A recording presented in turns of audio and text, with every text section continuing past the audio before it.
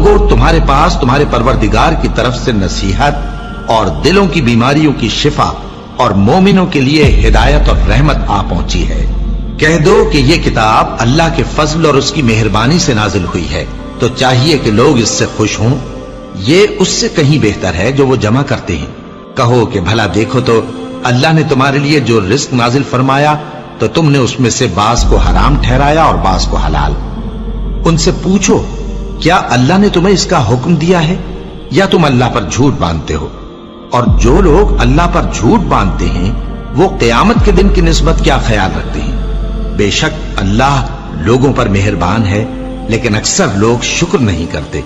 और तुम जिस हाल में होते हो, या कुरान में से कुछ पढ़ते हो या तुम लोग कोई और काम करते हो, जब उसमें मसरूफ होते हो तो हम तुम्हारे पास होते हैं। और तुम्हारे परवरदिगार से कोई जर्रा भर भी चीज पोशीदा नहीं रहती, न जमीन में और न आसमान में, और न कोई चीज है उससे छोटी और न बड़ी, मगर किताब रोशन में लिखी हुई है। सुन रखो कि जो अल्लाह के दोस्त हैं उनको न कुछ खौफ होगा और न वो गमनाक होंगे, यानी वो जो ईमान लाए और परहेजगार रहे, उनके लिए दुनिया की जिंदगी में भी बिशारत है और आखिरत में भी।